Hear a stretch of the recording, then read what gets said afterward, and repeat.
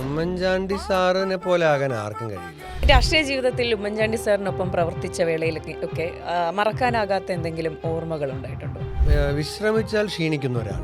അതെ, നേരെ തിരിച്ചല്ലേ, നമ്മൾ ക്ഷീണിക്കുമ്പോൾ നമ്മൾ വിശ്രമിക്കും. പക്ഷെ എപ്പോഴെങ്കിലും വിശ്രമിച്ചു പോയാൽ അപ്പോൾ ക്ഷീണിച്ചു പോകും. മഹാത്മാഗാന്ധിയെക്കുറിച്ച് വൺ മാൻ ആർമി എന്ന് ബ്രിട്ടീഷുകാർ പറഞ്ഞ പോലെ ഒരു ഒറ്റയാൾ സൈന്യമായിരുന്നു അദ്ദേഹം കോവിഡ് കാലത്ത്. ഈ വധുവിൻ്റെ അവസ്ഥ ഒന്ന് ആലോചിച്ച് നോക്കി. കല്യാണം കഴിച്ചു കൊണ്ടുവന്ന ഭർത്താവ് ഫസ്റ്റ് ഡേ തന്നെ മരത്തിൻ്റെ മുകളിലിരിക്കുകയാണ്. ഈ വിളക്കൊക്കെ വെച്ച് സ്വീകരിക്കാൻ വേണ്ടിയിട്ട് അമ്മായിയമ്മ നിൽക്കുകയാണ്. കൂടെ സുഹൃത്തുക്കളും ബന്ധുക്കളും ഒക്കെ ഉണ്ട്. ഒറ്റ കണ്ടീഷൻ, ഉമ്മൻചാണ്ടി വരാതെ ഞാൻ ഇവിടുന്ന് താഴെ ഇറങ്ങത്തില്ല. എന്നെ 93 തോപ്പിച്ചവൻ പിന്നെ 2006 എന്നെ അനുഗ്രഹിക്കാനാണ് കാലം അവിടെ കൊണ്ടു നിർത്തുന്നത്. അതെ, അങ്ങനെ ചില ബന്ധങ്ങൾ എനിക്കുണ്ടായിരുന്നു. PC വിഷ്ണുനാഥ് എന്ന തീപ്പൊരി നേതാവിന്റെ ആരംഭം, ആദ്യ ആളിക്കത്തൽ ഉണ്ടാകുന്നത് ശാസ്താംകോട്ട DB കോളേജിലാണ്. ഞങ്ങളൊക്കെ ചെല്ലുന്ന സമയത്ത് വളരെ പ്രയാസപ്പെട്ട് കേസ് പ്രവർത്തനം നടത്തിയതാണ്. ആദ്യത്തെ വർഷം ഞാൻ മത്സരിക്കുന്നത് 97-ലാണ്. നമസ്കാരം. നേഷൻ ഫസ്റ്റിൽ ഇന്ന് നമ്മോടൊപ്പം അതിഥിയായിട്ടുള്ളത് KPCC ഉപാധ്യക്ഷനും അതുപോലെ തന്നെ കുണ്ടറ MLA-യുമായ ശ്രീ PC വിഷ്ണുനാഥാണ്. നമസ്കാരം. നമസ്കാരം. അങ്ങനെ അടുത്ത തിരഞ്ഞെടുപ്പ് കാലം അടുക്കുന്നു. വളരെ ഭംഗിയായി തന്നെ കാര്യങ്ങൾ മുന്നോട്ട് പോകുന്നു. നന്നായി പോകുന്നു. തിരഞ്ഞെടുപ്പ് പ്രത്യേകിച്ചൊരു പ്രിപ്പറേഷനൊന്നുമില്ല. കാരണം നമ്മൾ 5 വർഷം ജനങ്ങളുടെ കൂടെ ഉണ്ടായിരുന്നു. അപ്പോൾ അതുകൊണ്ട് നമുക്ക് തിരഞ്ഞെടുപ്പ് ആകുമ്പോൾ ജനങ്ങളെ കണ്ടുകളയാം, അങ്ങനത്തെ പ്രശ്നമൊന്നുമില്ല. എല്ലാ ദിവസവും പോലെ തന്നെ തിരഞ്ഞെടുപ്പ് സമയത്തും ജനങ്ങളുമായിട്ട് ഇങ്ങനെ ബന്ധപ്പെട്ട് ഇങ്ങനെ പോയിക്കൊണ്ടിരിക്കുകയാണ്. അതെ, ഞാനൊരു വാചകം പറയാം. ആര് പറഞ്ഞു ഉമ്മൻചാണ്ടി മരിച്ചു എന്ന്? ഈ വാചകം എനിക്ക് തോന്നുന്നു PC വിഷ്ണുനാഥ് എന്ന വ്യക്തിയുടെ പോസ്റ്റുകളുടെ താഴെ പലപ്പോഴായി പല ആവർത്തി കണ്ടിട്ടുണ്ട്. ഉമ്മൻചാണ്ടി സാറിൻ്റെ ഒപ്പം നടന്നതിൻ്റെ, ഒപ്പം പ്രവർത്തിച്ചതിൻ്റെ എല്ലാം അതിൻ്റെ ഒരു മാനറിസംസ്, അതിൻ്റെ ആ ഒരു അദ്ദേഹത്തിൻ്റെ ആ ഒരു പ്രവർത്തന രീതി, അതെല്ലാം സ്വന്തം രാഷ്ട്രീയത്തിൽ വന്നിട്ടുണ്ടോ? അത് ചിലതൊക്കെ അറിയാതെ വരും.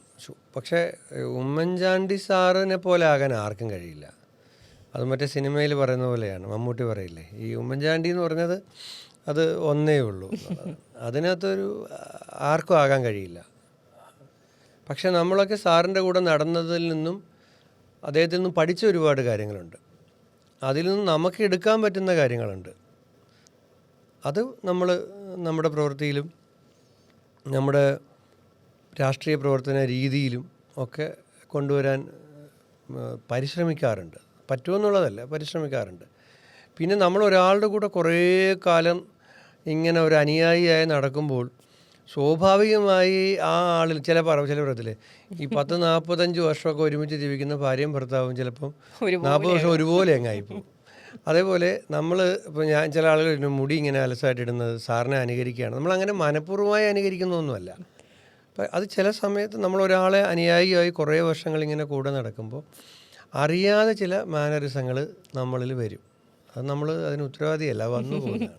പക്ഷേ ഒരു റോൾ മോഡലായി കാണുന്നുണ്ട്. ഇപ്പോൾ ജനസമ്പർക്ക പരിപാടിയിലൊക്കെ ഉമ്മൻചാണ്ടി സാറ് എനിക്ക് തോന്നുന്നു കഴിഞ്ഞ ദിവസങ്ങളിൽ ആരോ പറയുന്നത് കേട്ടിരുന്നു, വിശ്രമിക്കുമ്പോഴാണ്, സാറ് തന്നെയാണ് പറഞ്ഞത്, വിശ്രമിക്കുമ്പോഴാണ് അദ്ദേഹം ക്ഷീണിക്കുന്നത്. അതുപോലെ ഭയങ്കര ഉജ്ജ്വലനായി നടക്കുന്ന, ഊർജ്ജസ്വലനായി നടക്കുന്ന ഒരു ഉമ്മൻചാണ്ടി സാറിനെ കണ്ടിട്ടുണ്ട്. അതുപോലെ തന്നെയാണ് താങ്കളെ പലരും കാണുന്നത്. എപ്പോഴും ഒരു സ്ഥലത്തടങ്ങിയിരിക്കുന്നത് കണ്ടിട്ടില്ല ആരും. ഉമ്മൻചാണ്ടി സാറിൻ്റെ കാര്യത്തിൽ ഞങ്ങൾ പണ്ട് കേട്ടിട്ടുള്ളൊരു തമാശയുണ്ട്. അതായത് ഒരു ഹർത്താൽ വന്നു. അപ്പോൾ അദ്ദേഹത്തെ കാണാൻ ആരും വരുന്നില്ല. അപ്പോഴത്തേക്ക് പുള്ളി ആകെ അസ്വസ്ഥനായി. അപ്പം സാറിൻ്റെ ഭാര്യ ഒരാളെ വിളിച്ചിട്ട് പറഞ്ഞാൽ ജഗതിയിൽ പുള്ളി താമസിക്കുന്ന അവിടെയാണ്, അവിടെ പോയിട്ട് ആരെങ്കിലും ചുമട്ട് തൊഴിലാളികൾ അവരാരെങ്കിലും ഉണ്ടെങ്കിൽ ഒരു 5-6 ആളൊന്ന് ഇദ്ദേഹത്തെ ഒന്ന് കാണാൻ പറ. പുള്ളി ആകെ അസ്വസ്ഥനായി, ശ്വാസം കിട്ടാതെ നിൽക്കത്തില്ലേ, അതുപോലെയാണ്. അപ്പോൾ സാറിന് ആളില്ലാണ്ട് പറ്റില്ല. മത്സ്യത്തെ നമ്മൾ വെള്ളത്തിൽ നിന്ന് എടുത്ത് കരക്കിട്ടാൽ പിടയ്ക്കുന്ന പോലെ ആളില്ലെങ്കിൽ സാറ് പിടയ്ക്കും. നമ്മൾ സാറിനെക്കുറിച്ച്, അത് എൻ്റെ ഒരു സ്നേഹിതൻ മാധ്യമപ്രവർത്തകനായിട്ടുള്ള ഷൈബിനാണ് ഈ വാചകം തന്നെ പറഞ്ഞത്. അദ്ദേഹം പറഞ്ഞൊരു വാചകം ഞാനത് പറഞ്ഞ് പിന്നെ ആലോചിച്ചപ്പോൾ എത്ര ശരിയാണ്. കാരണം വിശ്രമിച്ചാൽ ക്ഷീണിക്കുന്ന ഒരാൾ.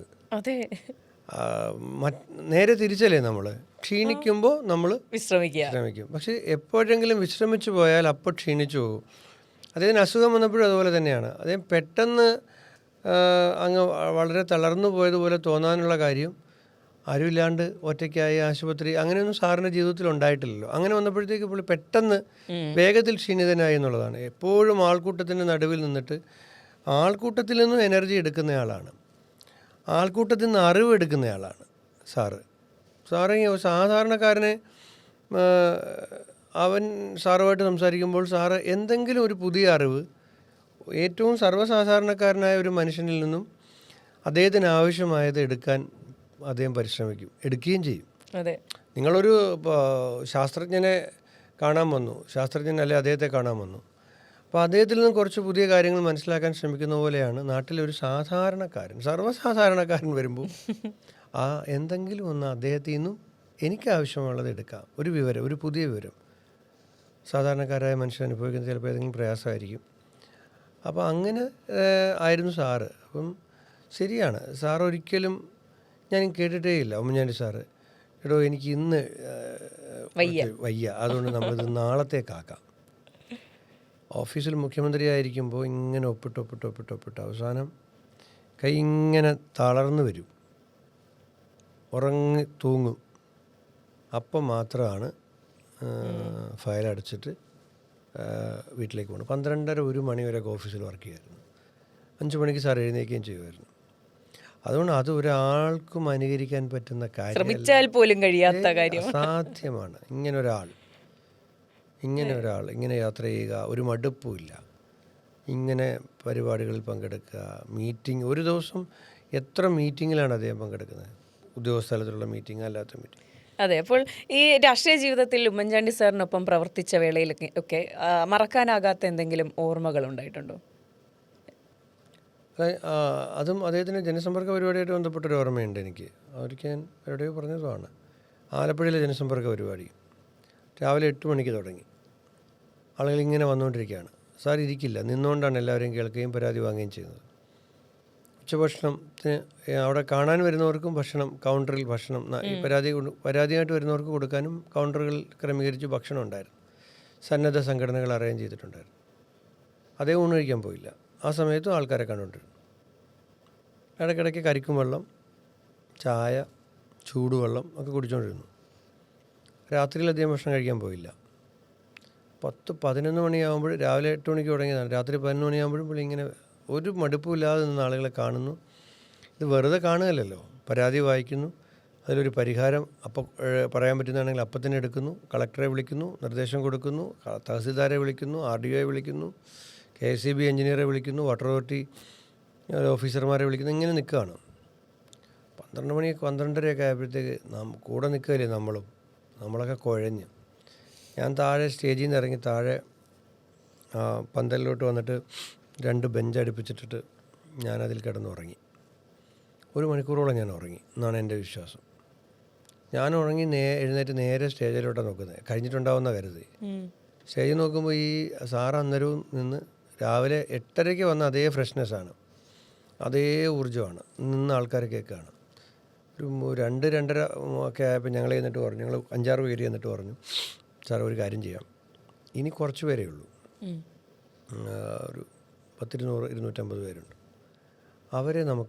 അവരുടെ അപേക്ഷയെല്ലാം കൂടെ നമുക്ക് ഒരുമിച്ച് വാങ്ങാം. അത് സോർട്ട് ചെയ്ത് ഉദ്യോഗസ്ഥന്മാരെ കൊണ്ട് സാറിന് പിന്നീട് ഓഫീസിലെത്തിക്കാം. അപ്പോൾ അതിനകത്ത് സോർട്ട് ചെയ്ത ആപ്ലിക്കേഷൻ ആകുമ്പോൾ എളുപ്പത്തിൽ സാറിന് തീരുമാനങ്ങൾ എടുത്ത് വിടാമല്ലോ. ഇവിടെ വെച്ച് അവസാനിപ്പിക്കാമെന്ന് പറഞ്ഞു. സാർ പറഞ്ഞു, നിങ്ങൾക്ക് പോകണമെങ്കിൽ പൊയ്ക്കോ, ഞാൻ അവസാനത്തെ ആളുടെ കയ്യിൽ നിന്ന് നേരിട്ട് പരാതി വാങ്ങാതെ 250 ആളെ ഞാൻ കാണും, കണ്ടിട്ട് പരാതി കേട്ടിട്ട് ഞാൻ പോകത്തുള്ളൂ. 4:45 മണിയായി. തലേ ദിവസം 8 മണിക്ക് തുടങ്ങിയതാണ്. നിർത്തി. ഞങ്ങൾ ആലപ്പുഴ ഗസ്റ്റ് ഹൗസിൽ സാറുമായിട്ട് പോയി. അപ്പോൾ ചൂട് കഞ്ഞി കൊടുത്തു ഗസ്റ്റ് ഹൗസിലെ സ്റ്റാഫ്. അപ്പോൾ അപ്പം അന്നത്തെ ആദ്യത്തെ രാവിലെ ബ്രേക്ക്ഫാസ്റ്റ്, തലേദിവസം രാവിലെ ബ്രേക്ക്ഫാസ്റ്റ് കഴിഞ്ഞതിന് ശേഷമുള്ള പിന്നെ ആദ്യത്തെ ഭക്ഷണമാണ് ഈ കഞ്ഞി. അത് കുടിച്ച് പുള്ളി നേരെ ടോയ്ലറ്റിലോട്ടൊക്കെ പോയി. 5 മിനിറ്റ് കഴിഞ്ഞപ്പം പുള്ളി ഷർട്ടും മുണ്ടുമൊക്കെ ആയിട്ട് റെഡിയായി നിൽക്കുകയാണ്. ഞങ്ങൾ ചോദിച്ചു, എന്താ പരിപാടി, ഉറങ്ങുന്നില്ലേ? ഞാൻ ഉറങ്ങാൻ കിടന്നാലങ്ങ് ഉറങ്ങിപ്പോകും. കാരണം ഇപ്പം 4:45 ഈ രാവിലെ തൃപ്പൂണിത്തുറയിൽ പരിപാടി ഉള്ളതാണ്. കിടന്നാൽ ഉറങ്ങിപ്പോയാൽ അവിടെ സമയത്തെത്താൻ പറ്റത്തില്ല. ഞാനിപ്പോൾ അങ്ങ് പോയി തൃപ്പൂണിത്തുറയിൽ ചെന്ന് അവിടെ ഞാനൊന്ന് വെയിറ്റ് ചെയ്യാം പരിപാടിക്ക്. 8 മണിക്ക് എന്തോ പരിപാടിയാണ്. അപ്പോൾ ഇപ്പോൾ പോയാൽ തൃപ്പൂണിത്തുറ നേരത്തെ ചെല്ലും, എന്നാലും കുഴപ്പമില്ല, കിടന്നാൽ ഞാൻ ചിലപ്പോൾ ഉറങ്ങിപ്പോകുന്നു പറഞ്ഞിട്ട് പുള്ളി കൂളായിട്ട് കാറിൽ കയറിപ്പോയി, ഒരു വിശ്രമവും. അപ്പോൾ നമ്മൾക്കൊക്കെ നേരത്തെ എന്നോട് ചോദിച്ചില്ലേ എന്താണ് അദ്ദേഹത്തിൽ നിന്ന് നമുക്ക് കിട്ടിയ ഒരു അറിവ് അല്ലെങ്കിൽ ഒരു പാഠം. ഒന്ന് മടുപ്പ് ഇല്ലാതിരിക്കുക, ആളുകളെ കാണുന്നതിലോ പരിപാടി പങ്കെടുക്കുന്നതിലോ യാത്ര ചെയ്യുന്നതിലോ ഒന്നും ഒരു മടുപ്പ്. പിന്നെ ആളുകളോട് ഒരാളോട് മുഷിഞ്ഞ് സംസാരിക്കുന്നത് ഞാൻ കണ്ടിട്ടില്ല. മോശമായിപ്പോയി എന്നുള്ളതാണ് പുള്ളിയുടെ ഏറ്റവും വലിയ ഒരു വഴക്ക്. മോശമായിപ്പോയി ഇത്രയും കേട്ടാൽ തന്നെ നമുക്ക് വലിയ വിഷമമാണ്. അറിയോ പുള്ളി ഇങ്ങനെ പറഞ്ഞല്ലോ എന്ന് വെച്ചാൽ വലിയ വഴക്കാണത്. മോശമായി അത് ഏതെങ്കിലും ഒരു കാര്യം ഏൽപ്പിച്ച് ആ സമയത്ത് നമ്മൾ ചെയ്യും, കുറച്ച് ദിവസം കഴിഞ്ഞ് ചെയ്യാം, അല്ലെങ്കിൽ അത് ചെയ്തുകൊണ്ടിരിക്കുകയായിരിക്കും. അപ്പോൾ ചോദിക്കുക താനത് മറ്റേ കാര്യം ഏൽപ്പിച്ചിട്ട് കാര്യം നടന്നു ഇല്ല സാർ, അത് ചെയ്തുകൊണ്ടിരിക്കുകയാണ്. ഏറ്റവും വലിയ ശകാരവും അത് ശകാരം മോശമായി. അപ്പോൾ അങ്ങനത്തെ പാഠങ്ങളാണ് പുള്ളിനെ പഠിച്ചത്. വേർതിരിവില്ല സാറിന്. പ്രധാനമന്ത്രി മൻമോഹൻ സിംഗിനെ കാണുമ്പോഴും നാട്ടിലെ സാധാരണക്കാരനെ കാണുമ്പോഴും ഒരേ ഇതിൽ തന്നെ രണ്ടുപേരെയും കാണാനും കേൾക്കാനും അദ്ദേഹത്തിന് കഴിയുമായിരുന്നു. അതെ, അപ്പോൾ ഇതേ ഉമ്മൻചാണ്ടി സാറിനെ പറ്റിയാണ് ഈ നവകേരള യാത്രാ സമയത്തൊക്കെ, നവകേരള സദസ്സ് നടത്തിയ സമയത്തൊക്കെ ഈ അപേക്ഷകൾ വാങ്ങി പുറകിലേക്ക് എറിയുന്നൊരു മുഖ്യമന്ത്രി ആയിരുന്നു ഉമ്മൻചാണ്ടി എന്ന് ഇടത് സൈബർ ഇടങ്ങൾ പറഞ്ഞത്. അതുകൊണ്ട് വല്ല ഗുണവും കിട്ടിയിട്ടുണ്ടോ അവർക്ക്? ഒരു കാര്യം ഉണ്ടായിട്ടില്ല. അവർ ഈ ഇലക്ഷനിൽ അത് പറഞ്ഞു കൊടുത്ത് അവരെ നന്നാക്കുന്നതിൻ്റെ ആവശ്യം എനിക്കില്ല. എന്നാൽ പോലും ഞാൻ പറയും, അറിയാതെ പറഞ്ഞു പോയതാ. ഉമ്മൻചാണ്ടിയെ അവർ പരിഹസിക്കുന്നിടത്തോളം, അപഹസിക്കുന്നിടത്തോളം, അധിക്ഷേപിക്കുന്നിടത്തോളം അവർ ജനങ്ങളിൽ നിന്ന് ഒറ്റപ്പെടും. ഉമ്മൻചാണ്ടിയെ അധിക്ഷേപിച്ച് ഏത് ഇലക്ഷനാണ് അവർ ജയിച്ചത്? അവർ കഴിഞ്ഞ 21 തിരഞ്ഞെടുപ്പ് എന്ന് പറയുമ്പം പ്രത്യേക സാഹചര്യങ്ങളും കോവിഡും ഒക്കെ വന്നു. തീർച്ചയായും അതിനുശേഷം അവർ ഇദ്ദേഹത്തെ ഏതെല്ലാം രൂപത്തിൽ അദ്ദേഹത്തിൻ്റെ അവസാന യാത്രയിലെ ആൾക്കൂട്ടം, അവരുടെ പ്രതികരണം ഒക്കെ നമ്മൾ കണ്ടതാണ്. യഥാർത്ഥത്തിൽ മലയാളി ഉമ്മൻചാണ്ടിയോട് ചെയ്ത പ്രായശ്ചിത്തമായിരുന്നു അവസാനത്തെ യാത്ര. കാരണം ഇവർ നടത്തിയ തെറ്റിദ്ധാരണകൾ, അദ്ദേഹത്തിനെതിരെ മെനഞ്ഞ കഥകൾ, കള്ളക്കേസുകൾ, അന്വേഷണങ്ങളുടെ പേരിലുള്ള വേട്ടയാടലുകൾ, ഇതെല്ലാം അവസാനം സാറിൻ്റെ ഒരു മഹത്വം, ദൈവം കൊടുത്തൊരു അനുഗ്രഹം, അദ്ദേഹം കുറ്റവിമുക്തനാണ് എന്ന് ഇന്ത്യയിലെ ഏറ്റവും അവസാനത്തെ അന്വേഷണ ഏജൻസിയായ CBI കണ്ടെത്തിയതിൻ്റെ റിപ്പോർട്ടും വായിച്ചിട്ടാണ് അദ്ദേഹം മരണപ്പെടുന്നത്, അദ്ദേഹം മരിക്കുന്നത്. അപ്പോൾ അദ്ദേഹത്തിൻ്റെ ഈ അവസാന യാത്രയിലെ ജനങ്ങളുടെ വൈകാരികമായ പ്രതികരണം മലയാളി ആ മനുഷ്യനോട് നടത്തിയ അവൻ്റെ ഒരു പശ്ചാത്താപമായിരുന്നു. അതെ, മനസ്സുകൊണ്ട് പോലും സംശയിച്ചിട്ടുണ്ടെങ്കിൽ അതിൻ്റെ പ്രായശ്ചിത്തമാണ്. ഞങ്ങൾ അറിഞ്ഞോ അറിയാതെയോ അങ്ങയെ തെറ്റിദ്ധരിച്ചു, ഞങ്ങളോട് പൊറുക്കണം എന്ന തരത്തിലുള്ള വൈകാരിക പ്രകടനങ്ങളാണ് ഉണ്ടായത്. CPM ഉമ്മൻചാണ്ടി സാറ് ഒരു പരാതിയും, ഞാൻ പറഞ്ഞില്ലേ, ഒരു പരാതി ഇപ്പോൾ എൻ്റെ നാട്ടിലൊരു പരാതിയാണെങ്കിൽ ആ പരാതിയുടെ സൈഡിൽ ഇങ്ങനെ എഴുതിയിട്ട് നമ്മളെ ഏൽപ്പിക്കും. അത് വ്യക്തിപരമായ ഒഫീഷ്യൽ ആയിട്ടുള്ളതൊക്കെ ആണെങ്കിൽ ആ ഒഫീഷ്യൽ കമ്മ്യൂണിക്കേഷനിൽ പോകും. ഔദ്യോഗിക സ്വഭാവത്തിലൊന്നും അല്ലാത്ത ഒരുപാട് ആവശ്യങ്ങളുമായി ബന്ധപ്പെട്ട പരാതികൾ അദ്ദേഹത്തിന് കിട്ടും. പരാതി എന്നതിനെ പറയാൻ കഴിയില്ല, അഭ്യർത്ഥനകൾ കിട്ടും ഈ സഹായം ആവശ്യപ്പെട്ടുകൊണ്ടുള്ള. അപ്പോൾ അതൊക്കെ നമ്മുടെയൊക്കെ പ്രദേശത്തൊക്കെ ആണെങ്കിൽ അത് മാർക്ക് ചെയ്ത് നമുക്ക് തരും, എൻ്റെ സൈഡിൽ എഴുതും, വിളിച്ചുകൊണ്ടേയിരിക്കും. അതിലാണ് ഞാൻ നേരത്തെ പറഞ്ഞില്ലേ, അതിനകത്ത് എന്തെങ്കിലും കാലതാമസം വരുമ്പോഴാണ് താനത് മോശമായിപ്പോയി, താൻ അന്നേ പറഞ്ഞാൽ മതിയായിരുന്നു, ഞാനത് വേറെ ആളെ ഏൽപ്പിച്ചേനെ എന്ന് പറഞ്ഞാൽ നമുക്കതിനേക്കാൾ വലിയ അപമാനമുണ്ടോ? നമ്മളിതിന് കൊള്ളില്ലെന്നാലേ വിളി പറയുന്നത്, താനത് അന്നേ പറഞ്ഞു ഞാനത് വേറെ ആളെ ഏൽപ്പിച്ചു. ഇത് ഒരാളുടെ കാര്യമല്ല, എല്ലാ MLA-മാരെയും ഇതുപോലെ. സാറിൻ്റെ ഏറ്റവും വലിയ അദ്ദേഹത്തിനുണ്ടായിരുന്ന അത്രയും നെറ്റ്വർക്ക് ലോകത്താർക്കുമില്ല. അതല്ലേ അദ്ദേഹത്തിൻ്റെ ഒരു വിജയം. കോവിഡ് കാലത്ത് ഗവൺമെൻറ്റിനേക്കാൾ കൂടുതൽ ആളുകൾ ലോകത്തൊറ്റപ്പെട്ടു പോയപ്പോൾ സഹായത്തിന് വിളിച്ചത് ഉമ്മൻചാണ്ടി എന്ന് പറഞ്ഞ ഒറ്റ മനുഷ്യനെയാണ്.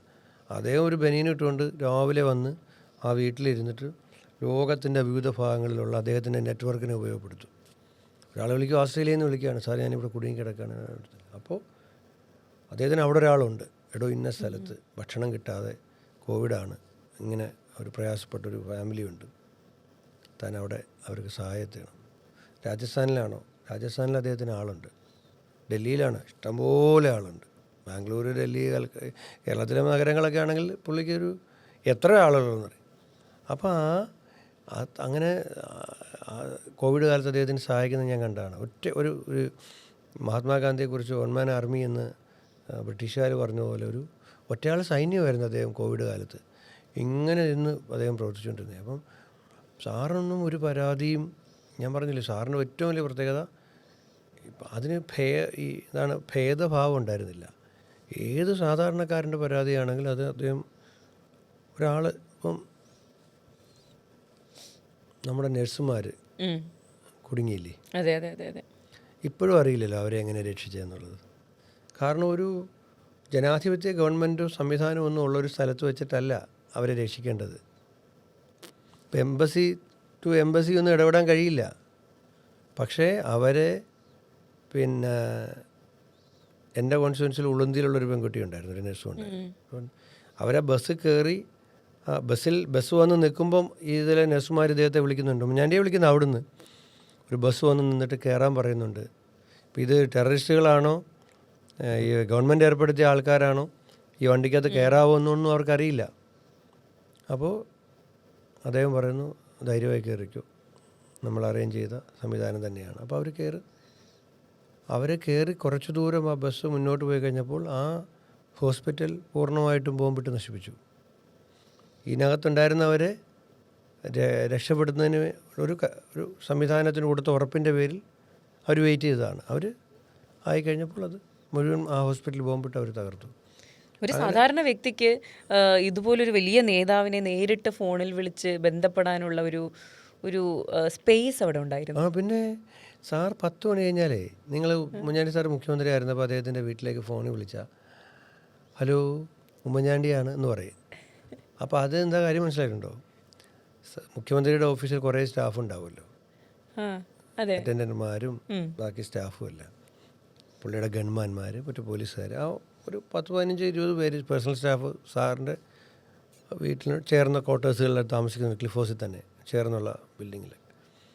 അപ്പോൾ അവർക്ക് കൊടുത്തിരിക്കുന്ന ഒരു സ്റ്റാൻഡിങ് ഇൻസ്ട്രക്ഷൻ 10 മണി കഴിഞ്ഞാൽ പിന്നെ നിങ്ങൾ പോയി കിടന്നുറങ്ങിക്കോ. 10 മണി കഴിഞ്ഞ് വരുന്ന ഫോണെല്ലാം പുള്ളി നേരിട്ടാണ് എടുക്കുന്നത്.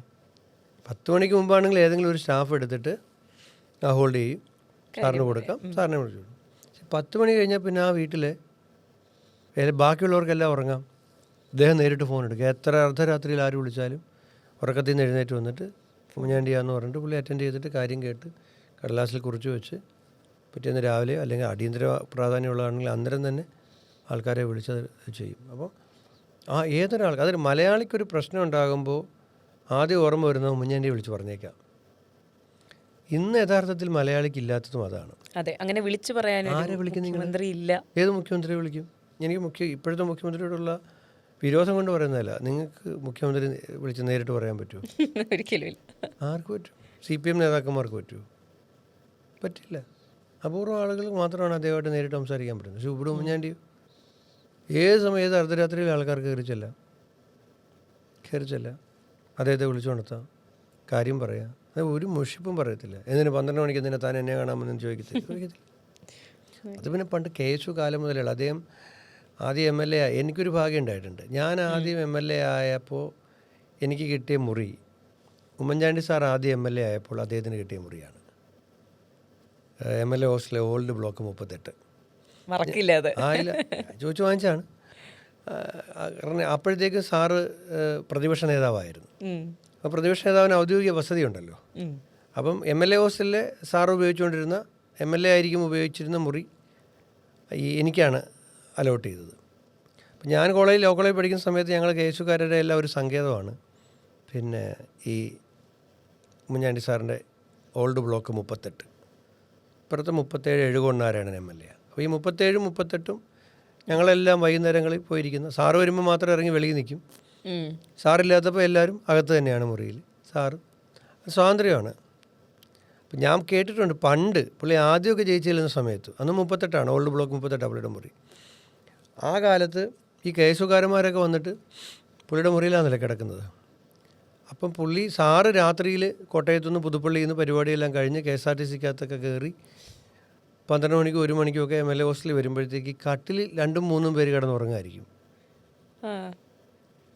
അപ്പോൾ അവരെ ബുദ്ധിമുട്ടിക്കാതിരിക്കാൻ വേണ്ടിയിട്ട് ഇദ്ദേഹം തറയിൽ കിടക്കും, ആരെ ഉണർത്താതെ. MLA എന്ന് ആലോചിക്കണം. MLA ഹോസ്റ്റലിലെ MLAയുടെ അതും ഉമ്മൻചാണ്ടി MLA മാത്രമല്ലല്ലോ, കേരളത്തിലൊരു പ്രധാനപ്പെട്ട അദ്ദേഹം MLA ആകുമ്പോൾ തന്നെ കേരളത്തിലെ ഏറ്റവും പ്രധാനപ്പെട്ട നേതാക്കന്മാരിൽ ഒരാളുമായിരുന്നല്ലോ. അതെ അതെ. AK ആന്റണി, ഉമ്മൻചാണ്ടി, വയലാർ രവി, AK ആന്റണി, ഉമ്മൻചാണ്ടി എന്ന് പറഞ്ഞ ആ ഒരു യുവാക്കളുടെ ഒരു നിരയിൽപ്പെട്ട നേതാവല്ലേ. അപ്പോൾ ആ ആ കാലത്തെ ശീലമാണ് അദ്ദേഹത്തിന് അവസാന കാലം വരെ ഉണ്ടായിരുന്നത്. അങ്ങനെ മറ്റൊരാളെ തൻ്റെ സൗകര്യവും കൂടെ വേറൊരാൾക്ക് കൊടുക്കാൻ ഒരു മടിയുമില്ലാതിരുന്ന ഒരാളാണ്. അപ്പോൾ ഞാൻ താമസിക്കുമ്പോഴും ഇതേ പ്രശ്നമായിരുന്നു എനിക്കുണ്ടായത്. ഞാൻ ഈ 2006 ആദ്യം MLA ആയി, ചെങ്ങന്നൂർ MLA യുടെ 38 പറഞ്ഞാൽ എല്ലാവർക്കും അറിയാം. 38 പറഞ്ഞാൽ ഇതൊരു സത്രമാണ്. ഉമ്മൻചാണ്ടിയുടെ കട്ടിൽ കയറി കിടക്കുന്നവർ എൻ്റെ കട്ടിൽ കിടക്കാതിരിക്കുമോ? ഞാൻ ചെല്ലുമ്പോഴും ഇതേ സ്ഥിതിയാണ്. പലപ്പോഴും എനിക്ക് കിടക്കാനുള്ള സ്ഥലവും ഒന്നും ഉണ്ടാകത്തില്ല. ഞാൻ പിന്നെ അവിടെ ഒരു ചെറിയ സോഫ സെറ്റ് ഉണ്ടാവും, അതിൽ തറയിൽ കിടക്കേണ്ടി വന്നിട്ടില്ല. അതിലൊക്കെ പല ദിവസം കിടന്നിട്ടുണ്ട്. കാരണം ഈ കട്ടിലയിലൊക്കെ വേറെ ആൾക്കാർ കിടന്ന് സുഖമായിട്ട് ഉറങ്ങുമായിരിക്കും. അതെ. ആ മുറിയുടെ പ്രത്യേകത, ആ മുറിയിൽ നിയന്ത്രണം ഏർപ്പെടുത്താൻ കഴിയില്ല. കാരണം ഉമ്മൻചാണ്ടിയുടെ ബ്രാൻഡ് ഉണ്ടാക്കി ഉമ്മൻചാണ്ടിയുടെ സ്ഥലത്ത് നിയന്ത്രണമില്ലല്ലോ. ചിലരൊക്കെ പറയാറുണ്ട് ഇങ്ങനെ ഇത്രയും പാടില്ല. മുഖ്യമന്ത്രിയൊക്കെ ആയപ്പോൾ ചില മന്ത്രിമാരൊക്കെ പറഞ്ഞ് ഞാൻ കേട്ടിട്ടുണ്ട്. ഇത് ഇച്ചിരി അധികമാണ്. സ്വാഭാവികമായിട്ട് നമുക്ക് കേൾക്കുമ്പോൾ പോലും തോന്നും ഒരു കുട്ടിയോടെ ഒന്ന് മാറിക്കിടക്കുക, ഞാൻ ഒന്ന് കിടന്നോട്ടെ എന്ന് പറയാനുള്ളൊരു സ്പേസ് ആ ഉണ്ടായിരുന്നു. മുറിയിൽ നിങ്ങൾ പോയിട്ടുണ്ട് സാറ് മുഖ്യമന്ത്രി ആയ സമയത്ത്? ഇല്ല, പോകാൻ കഴിഞ്ഞില്ല. അയ്യോ, സാറ് മുഖ്യമന്ത്രി ആയിരിക്കുന്ന സമയത്ത് ആ സെക്രട്ടേറിയറ്റ് ചെന്ന തൃശ്ശൂർ പൂരം നടക്കുന്ന പോലത്തെ ആളാണ്. നമ്മൾ നോക്കുമ്പോൾ കാണാം അദ്ദേഹം ക്യാബിനറ്റ് കഴിഞ്ഞ് അവിടെ നിന്ന് ഇങ്ങനെ നടന്നു വരും. 1000 പേരെ നയിച്ചുകൊണ്ട് ഒരാൾ ഇങ്ങനെ അതിൻ്റെ നടുക്കൂടെ നടന്നു. ഇതിന് പുറകിൽ 1000 പേര് കാണും. ഓറയായിരുന്നു. സച്ചിൻ തെണ്ടുൽക്കർ വന്നു പുള്ളീനെ കാണാൻ. ഈ കേരള ബ്ലാസ്റ്റേഴ്സിൻ്റെ ഓണർമാരിൽ ഒരാളായിരുന്നു അന്ന് സച്ചിൻ തെണ്ടുൽക്കർ. അപ്പോൾ കേരള ബ്ലാസ്റ്റേഴ്സിൻ്റെ ടീം അനൗൺസ് ചെയ്യണം. അത് കേരള ചീഫ് മിനിസ്റ്ററുടെ കൂടെ ഇരുന്ന് വേണം അനൗൺസ് ചെയ്യാൻ. കേരള ബ്ലാസ്റ്റേഴ്സിൻ്റെ. അപ്പോൾ അതേ എയർപോർട്ടിൽ വന്നു. ഞാനും ഷാഫിയും കൂടെയാണ് പുള്ളിയെ പോയിട്ട് സ്വീകരിച്ച് ഈ കേരള ബ്ലാസ്റ്റേഴ്സുമായി ബന്ധപ്പെട്ട ആൾക്കാരും ഉണ്ട്, അവരും ഉണ്ടായിരുന്നു. അപ്പം ഞങ്ങൾ വന്നിട്ട് അവിടെ ആ സെക്രട്ടറിയുടെ പുന്നൻ റോഡിൻ്റെ ലെഫ്റ്റ് സൈഡിലെ ഹിൽട്ടൺ എന്ന് പറഞ്ഞ ഹോട്ടലിലാണ് പുള്ളി വന്ന് ഫ്രഷൊക്കെ ആയി. എന്നിട്ട് സെക്രട്ടറിയിലേക്ക് സച്ചിൻ്റെ കൂടെ ഞങ്ങളും വരുന്നുണ്ട്, സച്ചിൻ തെണ്ടുൽക്കറിൻ്റെ കൂടെ. നമുക്കൊക്കെ ഭയങ്കര കുഞ്ഞുനാളിലൊക്കെ നമ്മൾ ദൈവത്തെ പോലെ കണ്ടിരുന്ന, വിശ്വസിക്കാൻ പറ്റുന്നില്ല, അദ്ദേഹമായിട്ട് നമ്മൾ യാത്ര ചെയ്യാണ്. നമുക്കതിൻ്റേതായ ഒരു എക്സൈറ്റ്മെൻ്റ് ഉണ്ട്. എന്തെന്ന് പറഞ്ഞാലും സച്ചിൻ തെണ്ടുൽക്കർ അല്ലേ, ദൈവമല്ലേ. അപ്പം ഞങ്ങളങ്ങനെ ദൈവത്തിൻ്റെ കൂടെ പോവുകയാണ്. ദൈവത്തിൻ്റെ കൂടെ ആദ്യമായിട്ട് യാത്ര ചെയ്യാൻ പറ്റുകയാണ്.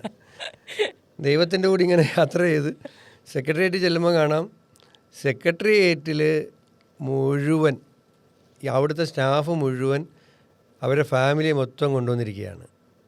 ആര്? തെണ്ടുൽക്കറിനെ കാണാമല്ലോ. തലേ ദിവസം അറിഞ്ഞല്ലോ പിറ്റേ ദിവസം തെണ്ടുൽക്കർ വരുന്നുണ്ടെന്നുള്ളത്. അപ്പോൾ എല്ലാവരും കൊച്ചുമക്കളും കുടുംബാംഗങ്ങളും എല്ലാം ആയിട്ടാണ്. സെക്രട്ടേറിയറ്റിലും നിറയെ ആളുകളാണ്. അങ്ങനെ ഞങ്ങൾ ലിഫ്റ്റേൽ ഒരുവിധം കയറ്റി സാറിൻ്റെ മുറിയിൽ ചെന്നു. സാറിൻ്റെ മുറിയിൽ ചെല്ലുമ്പോൾ സച്ചിൻ തെണ്ടുൽക്കർ വരുമ്പോഴും സാറിൻ്റെ മുറിയിൽ ഒരു 500 പേരുണ്ട്. സാധാരണഗതിയിൽ ഒരു 1000-400 പേരുണ്ട്. ആ കൂടെ ഈ മന്ത്രിമാരുടെ എല്ലാം കുടുംബാംഗങ്ങളും എല്ലാം കൂടെ അവിടെ CM-ൻ്റെ മുറിയിലാണല്ലോ ആദ്യം വരുന്നത്. അപ്പോൾ അവിടുന്ന് ഫോട്ടോയൊക്കെ എടുക്കാം എന്നുള്ളതുകൊണ്ട് അവരുടെ ഫാമിലി മെമ്പേഴ്സും എല്ലാം ഉണ്ട്. ഞങ്ങളുകൊണ്ട് തെണ്ടുൽക്കറിനെ അവിടെ ഒരു സീറ്റിലിരുത്തി. സാറ് പരാതി വാങ്ങുന്നത് എനിക്കാണെങ്കിൽ ദേഷ്യവും സത്യം ഒരുമാതിരി. ഞാൻ എന്നിട്ട് പറഞ്ഞു, സാറേ ശരിയല്ലേ, എന്ത് പറ്റി തെണ്ടുൽക്കർ അവിടെ വന്നിരിക്കുമ്പോൾ സാറ് ഈ ആളുകളുടെ പരാതി വാങ്ങണ്ടേ, ഒരു നിൽക്കല്ലേ ദൈവം ഇവിടെ നിൽക്കുകയാണ്. സാറിത് തെണ്ടുൽക്കർ അവിടെ വന്നിരിക്കുക, സാറിനെ കാണാൻ ഇങ്ങോട്ട് വന്നതല്ലേ. അപ്പോൾ സാറവിടെ പോയി. അപ്പോൾ പുള്ളി മനസ്സിലായി. എന്നാലും പുള്ളിക്ക് മനസ്സിലായെങ്കിലും അവരുടെ അടുത്തുനിന്ന് വരാൻ മനസ്സിലായി. അത് ഈ പരാതി കേട്ടുകൊണ്ടിരിക്കുകയാണല്ലോ ആൾക്കാർ. അത് കുറേ ആൾക്കാർ സ്ഥിരം വരുന്നവരുണ്ട്. അതുകൂടാതെ അങ്ങനെ ഞങ്ങൾ എന്നെ കൊണ്ടുവന്ന് വെച്ചു. പക്ഷേ അദ്ദേഹത്തിൻ്റെ നിങ്ങൾ ആലോചിക്കണം, ഉമ്മൻചാണ്ടിയെ പല തരത്തിലുള്ള ഉമ്മൻചാണ്ടിയെ നമ്മൾ പഠിക്കുമ്പോൾ. അപ്പോൾ അത് കഴിഞ്ഞ് കേരള ബ്ലാസ്റ്റേഴ്സിനെ പുള്ളിയും കൂടി ഇരുത്തിക്കൊണ്ട് മീഡിയയുടെ മുമ്പിൽ പുള്ളി പ്രഖ്യാപിക്കാനാണെന്ന് പറഞ്ഞ ചടങ്ങാണത്. അതിന് പോവുകയാണ് മീഡിയ റൂമിലേക്ക്. ഇപ്പം സാറിൻ്റെ മുറിയിലാണ് ഉള്ളത്. അപ്പം എന്നെ ഷാഫിയും സാറിങ്ങോട്ട് വിളിച്ചു സ്റ്റോറിന്, എടോ അദ്ദേഹത്തോടൊരു കാര്യം ചോദിക്കാവോ? ഞങ്ങൾ ചോദിച്ചു, എന്താ സാറേ? ഇപ്പം നാഷണൽ ഗെയിംസ് ആ വർഷം ഹോസ്റ്റ് ചെയ്യുന്നത് കേരളമാണ്. അപ്പോൾ ടെണ്ടുൽക്കറിനോട് നമ്മൾ നാഷണൽ ഗെയിംസ് ഇവിടെ വെച്ച് നടത്തുകയല്ലേ, അപ്പോൾ അതിൻ്റെ ബ്രാൻഡ് അംബാസഡർ ആകാൻ പറ്റുമോ എന്ന് ചോദിക്കും. ഒന്ന് ആലോചിച്ച് നോക്കണം. അതൊക്കെ പുള്ളിക്ക് അപ്പോൾ കറക്റ്റായിട്ട് അറിയാം. അപ്പം നമ്മൾ പറഞ്ഞു സാറേ അതൊക്കെ അവരുടെ മാനേജർമാരുണ്ട്, പുള്ളിക്കൊരു വലിയ സംവിധാനം, താൻ ചോദിച്ചു നോക്കെന്ന് പറഞ്ഞു. അങ്ങനെ ഞങ്ങൾ പോയിട്ട് ചോദിച്ചു, ചീഫ് മിനിസ്റ്റർ ഇങ്ങനെ ഒരു ആഗ്രഹം പറയുന്നു അറിയില്ല. അദ്ദേഹം അക്സെപ്റ്റ് ചെയ്തു. അപ്പം സാറ് പറഞ്ഞു അത് അനൗൺസ് ചെയ്യാമല്ലോ എന്ന് പറഞ്ഞു. അങ്ങനെ അനൗൺസ് ചെയ്തു. അങ്ങനെ സച്ചിൻ തെണ്ടുൽക്കർ 2 തവണ വന്നു. ഒന്ന് നമ്മളൊരു നാഷണൽ ഗെയിംസ് ഒഫീഷ്യലി അനൗൺസ് ചെയ്യുന്ന ഒരു ചടങ്ങിൽ പങ്കെടുക്കാൻ അദ്ദേഹം 2ാമതൊരിക്കൽ കൂടി കേരളത്തിന് വേണ്ടിയിട്ട് വന്നു, ഒരു പൈസ വാങ്ങാതെ കേരള ഗവൺമെൻറ്റിൻ്റെ കയ്യിൽ നിന്ന്. പിന്നെ അദ്ദേഹം നാഷണൽ ഗെയിംസിൻ്റെ ഇനാഗുറേഷൻ്റെ നമ്മൾ കായിക താരങ്ങൾ കാസർഗോഡ് നിന്ന് കൊണ്ടുവന്ന ദീപശിഖ, നമ്മളെ കരക്കൂട്ടത്തെ സ്റ്റേഡിയം ഉണ്ടല്ലോ, പുതിയ സ്റ്റേഡിയം ഗ്രീൻഫീൽഡ് സ്റ്റേഡിയം, അതിലൊരു റൗണ്ട് അവരെല്ലാം ഓടിയതിന് ശേഷം അവസാനം ഈ ദീപശിഖ അവിടെ തെളിച്ചത് തെണ്ടുൽക്കറാണ്. ചീഫ് ഗസ്റ്റായിട്ട് അദ്ദേഹം അതിൻ്റെ ഇനാഗുറേഷൻ സെറമണിയിൽ പങ്കെടുത്തു. അപ്പം ഇതാണ് ഉമ്മൻചാണ്ടി. ഞാൻ പറഞ്ഞത് ഉമ്മൻചാണ്ടിയെ നമ്മൾ ഇതിൽ നമുക്ക് 2 കാര്യം ഞാൻ പഠിച്ചു. ഒന്ന്, അദ്ദേഹത്തിന് ഇപ്പോൾ തെണ്ടുൽക്കർ വന്നാലും സാധാരണ മനുഷ്യരോട് കണ്ടാൽ പുള്ളി അങ്ങോട്ട് പോകും. 2, നമ്മൾക്ക് തെണ്ടുൽക്കറിൻ്റെ വാല്യൂ ഉമ്മൻചാണ്ടിക്ക് അറിയില്ല എന്ന് ഞാൻ 3 മിനിറ്റെങ്കിലും തെറ്റിദ്ധരിച്ചു പുള്ളിയെ. സാറേ എന്താ പറഞ്ഞു, അത് എൻ്റെ തെറ്റിദ്ധാരണ പോയതപ്പോഴാണ് കറക്റ്റായിട്ട് പുള്ളി പറഞ്ഞു. അദ്ദേഹത്തോട് ചോദിച്ചു. അപ്പം നമ്മുടെ നാഷണൽ ഗെയിംസിൻ്റെ ഒരു ഇതങ്ങ് മാറിയില്ലേ. അതെ. തെണ്ടുൽക്കർ അതിൻ്റെ ബ്രാൻഡ് അംബാസഡറായി വന്നപ്പോഴേക്കും. അതെ. അപ്പോൾ ഉമ്മൻചാണ്ടി സാർ ഇങ്ങനെ നേരിട്ട് പാഠങ്ങൾ പഠിപ്പിച്ചു തരിക, അല്ലെങ്കിൽ രാഷ്ട്രീയത്തിൽ ഇങ്ങനെയാണ് നിൽക്കേണ്ടത് എന്ന് പറഞ്ഞു തരുന്ന ഒരു സന്ദർഭം ഉണ്ടാകാൻ സാധ്യതയില്ല. എല്ലാം ജീവിച്ച് കാണിക്കുകയായിരുന്നു. അല്ലാതെ എപ്പോഴെങ്കിലും നേരിട്ടോ അല്ലെങ്കിൽ പരോക്ഷമായോ വിഷ്ണു ഇങ്ങനെ ചെയ്താലാണ് രാഷ്ട്രീയത്തിൽ ശോഭിക്കാനാവുക എന്ന് പറഞ്ഞു തന്നിട്ടുണ്ടോ? ഒന്നുമില്ല. അങ്ങനത്തെ ഒരു വാചകം പോലും ആരോടും അങ്ങനെ ചെയ്താലാണ് ശരിയാവുക, അങ്ങനെ ശോഭിക്കുക എന്നൊന്നും പറയുന്ന നമ്മുടെ ഇപ്പോൾ പുതിയ കാലത്തെ ആധുനിക മാനേജ്മെൻറ്റുകൾ വാക്കുകളൊക്കെ ഇല്ലേ. നിങ്ങൾ നന്നായി പെർഫോം ചെയ്യാൻ യൂട്യൂബ് വീഡിയോസൊക്കെ ഇല്ലേ, ഇങ്ങനെ ചെയ്യാൻ മെച്ചപ്പെടാനുള്ള 10 വഴികൾ, നന്നായി സംസാരിക്കാനുള്ള 20 വഴികൾ, നിങ്ങളുടെ മുന്നിലുള്ള ആളുകളെ കീഴ്പ്പെടുത്താനുള്ള 5 വഴികൾ, ഇങ്ങനത്തെ ഒരു വഴികളും പറഞ്ഞു തരുന്നയോ അല്ലെങ്കിൽ പറഞ്ഞിരുന്ന അതിൻ്റെ പിന്നാലെ പോവുകയോ ചെയ്യുന്ന ഒരാളല്ല. നമുക്ക് അദ്ദേഹത്തിൽ നിന്ന് എന്തെങ്കിലും വേണമെന്നുണ്ടെങ്കിൽ കൂടെ നടന്ന് പഠിച്ചെടുക്കുക, അത് ഫ്രീ ആയിട്ട് കിട്ടും. എത്ര വേണമെങ്കിലും കിട്ടും. എത്ര ചെറിയ കാര്യങ്ങൾ. ഒരു ദിവസം പന്തളത്തൊരു കല്യാണത്തിന് പോയി സാറിൻ്റെ കൂടെ. ആ ഡ്രൈവർക്ക് എന്ത് വഴക്കാ കിട്ടിയെന്നറിയോ? ഒറ്റ തെറ്റാണ്. വീടിൻ്റെ മുമ്പിൽ കൊണ്ടുപോയി കാറ് നിർത്തി. തിരിച്ചു കയറി വന്നപ്പോഴാണ് അവളെ ശ്രദ്ധിച്ചത്. ഒത്തനോട് ഞാൻ പറഞ്ഞിട്ടില്ലേ, മറ്റാൾക്കാർ വരുമ്പോൾ വണ്ടി പോകണ്ടേ, മാറ്റിയിടണ്ടേ വണ്ടി, ഗേറ്റിന് മുമ്പിൽ വണ്ടി ഇടരുതെന്ന് പറഞ്ഞിട്ടില്ലെന്ന് പറഞ്ഞു. അപ്പോൾ പുള്ളി കൊടുത്തിരിക്കുന്നൊരു ഇൻസ്ട്രക്ഷനാണ്. ആരാണെങ്കിലും ഒരു പ്രധാന VIP എന്ന് പറയുമ്പോൾ എന്ത് ചെയ്യും, അയാൾ മറ്റുള്ളവരെ ബുദ്ധിമുട്ട് നോക്കത്തില്ലല്ലോ. VIP കാറ് പാർക്ക് ചെയ്യേണ്ടത് എവിടെയാണ്? ഏറ്റവും മുന്നിൽ, മുറ്റത്ത്. അതിച്ചിരി മുമ്പോട്ടോ ബാക്കിലോട്ടോ മാറിയാൽ നമ്മുടെ ആ VIP എന്നുള്ളതിൻ്റെ ഒരു ഇതങ്ങ് കുറയുന്നുള്ളതല്ലേ. പുള്ളി നേരെ തിരിച്ചാൽ വേറൊരാൾക്ക് വണ്ടി ഇറക്കിക്കൊണ്ട് പോകുന്നതിന് ബുദ്ധിമുട്ടായിട്ട് ആ ഗേറ്റിന് മുമ്പിൽ വണ്ടി ഇട്ടതിന് ഞാൻ വിചാരിച്ച 5 മിനിറ്റ് കൊണ്ട് ആ വഴക്ക് തീരുമെന്ന്. ഞങ്ങൾ ഏതാണ്ട് പന്തളത്തുനിന്ന് പുറപ്പെട്ട ഒരു 1/2 മണിക്കൂർ ഇത് താനത് വളരെ തന്നോട് ഞാൻ പറഞ്ഞിട്ടില്ലേ, വളരെ മോശമായി പറയുന്നത് ഇങ്ങനെ പറഞ്ഞിരിക്കുക. അപ്പോൾ ഞാൻ പറഞ്ഞത് അങ്ങനെയുള്ള ചെറിയ കാര്യങ്ങൾ പോലും അതിനനുസരിച്ച് ശ്രദ്ധിക്കുമായിരുന്നു. കല്യാണക്കുറി ആണെങ്കിൽ പോലും പോകാൻ പറ്റത്തില്ലെങ്കിൽ കത്തയക്കുമായിരുന്നു. ഈ തിരക്കുള്ള മനുഷ്യൻ എത്താൻ കഴിഞ്ഞില്ല, വധുവരന്മാർക്ക് ആശംസകൾ എന്ന് പറഞ്ഞു പുള്ളിയുടെ കൈപ്പടയിൽ എഴുതി. മീൻസ് ഒരു മാറ്റർ സ്റ്റാഫ് തയ്യാറായിക്കോട്ടെ, അതിൻ്റെ മുകളിൽ ഈ കത്തയച്ച ആളുടെ പേര് പുള്ളിയുടെ കൈപ്പടയിൽ തന്നെ എഴുതി പുള്ളി ഒപ്പിട്ട്, അല്ലെങ്കിൽ സുമോദന് അല്ലെങ്കിൽ ജോൺസന് എന്നൊക്കെ പറഞ്ഞ് എഴുതി പുള്ളി അത് എഴുതിയിട്ട് ഒപ്പിട്ട് പുള്ളി സ്റ്റാഫിനെ ഏൽപ്പിക്കും. ഒരു കല്യാണക്കുറി ആണെങ്കിൽ പോലും പുള്ളി അത് അറ്റൻഡ് ചെയ്യാതെ വിടത്തില്ല. പോയ കല്യാണമാണെങ്കിൽ ഓക്കെ, പോകാത്ത കല്യാണമാണെങ്കിൽ മാറ്റി വെച്ചേക്കും കല്യാണക്കുറി. അതെ, അപ്പോൾ പറഞ്ഞാലും തീരാത്തത്ര കഥകളുണ്ട് ഇത്ര കഥ. ഉമ്മൻചാണ്ടി സാറിനെ പറ്റി. പുള്ളിയുടെ ആരാധകരെക്കുറിച്ചുള്ള ഭ്രാന്തൻ കഥകളുണ്ട്. ഒരു പേരെന്ന് വെച്ചാൽ അദ്ദേഹത്തിൻ്റെ ബന്ധുക്കളൊക്കെ ഇപ്പോഴും ജീവിച്ചിരിക്കുന്നവർ ഉണ്ടായതുകൊണ്ട് ഞാൻ പേര് പറയുന്നത് ശരിയല്ല, അവർ ചിലപ്പോൾ കേട്ടാൽ ശരിയാകത്തില്ല. ഈ പുനലൂർ ഭാഗത്ത് പുള്ളിയുടെ ഒരു കടുത്ത ആരാധകനുണ്ടായിരുന്നു. ഇത് കേൾക്കുമ്പം ഈ സംഭവം അറിയാവുന്നവർക്കെല്ലാം ആളുടെ പേരും മനസ്സിലാവും, അറിയാവുന്ന ഒത്തിരി പേരുണ്ട്. അതേ ഇതുപോലെ ഒത്തിരി കാലങ്ങൾക്ക് മുമ്പ് ഉമ്മൻചാണ്ടി സാറിൻ്റെയൊക്കെ ആദ്യ MLA ഒക്കെ ആയ ആദ്യ വർഷങ്ങളിലാണ് കല്യാണം വന്ന് വിളിച്ചു. അപ്പോൾ പുള്ളി വിളിക്കുമ്പോഴേ പറയുന്നുണ്ട്, ഉമ്മൻചാണ്ടി കുഞ്ഞുഞ്ഞെന്നാണ് വിളിക്കുന്നത്, കുഞ്ഞിൻ്റെ സൗകര്യം നോക്കിയാണ് ഈ ഡേറ്റ് എടുത്തേക്കുന്നത്. ഈ ഡേറ്റിന് ഇനി എന്തെങ്കിലും ബുദ്ധിമുട്ടുണ്ടെങ്കിൽ പറയണം. പുള്ളി ഈ ഡേറ്റും മാറ്റാൻ തയ്യാറാണ് അദ്ദേഹത്തിന് വേണ്ടിയിട്ട്. അത്ര വേണ്ടപ്പെട്ട അത്ര പ്രാന്തുള്ള ആരാധകനാണ് ഉമ്മൻചാണ്ടിയുടെ. അപ്പോൾ ഉമ്മൻചാണ്ടി സാറ് പറഞ്ഞു, കുഴപ്പമില്ലടോ, ഞാൻ ഈ ഡേറ്റിൽ വന്നേക്കാമെന്ന് പറഞ്ഞു. സാറിന് പക്ഷേ അന്ന് ഇദ്ദേഹത്തിൻ്റെ കല്യാണത്തിന് പോകാൻ പറ്റിയില്ല. അപ്പം അന്ന് മൊബൈൽ ഫോണൊന്നുമുള്ള കാലമല്ല. ഇദ്ദേഹം ഈ വരൻ കല്യാണം കഴിഞ്ഞിട്ട് വീട്ടിൽ വന്നിട്ട് നേരെ വീട്ടിൻ്റെ മുറ്റത്തുള്ള ഒരു മരത്തിൻ്റെ മുകളിലും കയറി ഈ വധുവിൻ്റെ അവസ്ഥ ഒന്ന് ആലോചിച്ച് നോക്കിയേ. കല്യാണം കഴിച്ചു കൊണ്ടുവന്ന ഭർത്താവ് ഫസ്റ്റ് ഡേ തന്നെ മരത്തിൻ്റെ മുകളിലിരിക്കുകയാണ്. ഈ വിളക്കൊക്കെ വെച്ച് സ്വീകരിക്കാൻ വേണ്ടിയിട്ട് അമ്മായിയമ്മ നിൽക്കുകയാണ്, കൂടെ സുഹൃത്തുക്കളും ബന്ധുക്കളും ഒക്കെ ഉണ്ട്. ഒറ്റ കണ്ടീഷൻ, ഉമ്മൻചാണ്ടി വരാതെ ഞാൻ ഇവിടുന്ന് താഴെ ഇറങ്ങത്തില്ല. അപ്പം അന്ന് മൊബൈലൊന്നും ഇല്ലാത്തതുകൊണ്ട് അങ്ങനെ വേഗത്തിൽ വിളിച്ചറിയിക്കാനൊന്നും കഴിയില്ല. അപ്പം ഇദ്ദേഹത്തിൻ്റെ പരിപാടി അറിയാകുന്ന സ്ഥലത്ത് ഒരു ലാൻഡ് ഫോണിലുള്ള ഒരാളെ ബന്ധപ്പെട്ട് ആ ബന്ധപ്പെട്ടയാൾ അവിടുന്ന് ആരെയോ മറ്റൊരിടത്ത് അറിയിച്ചു. അങ്ങനെ ഈ സാറ് പിന്നെ ഉള്ള സ്ഥലത്ത് ഒരാൾ പോയിട്ട് പറഞ്ഞു, ഇതുപോലെ ഇന്നയാൾ, എൻ്റെ വായിലറിയാതെ ആ പേര് വരാൻ പോയതാണ്, ഇന്നപോലെ മരത്തിലിരിക്കുകയാണ്, ഉമ്മൻചാണ്ടി സാറ് ചെല്ലാതെ പുള്ളി താഴെ ഇറങ്ങത്തില്ല, പുള്ളിയുടെ കല്യാണത്തിൻ്റെ ആദ്യ ദിവസമാണെന്ന്.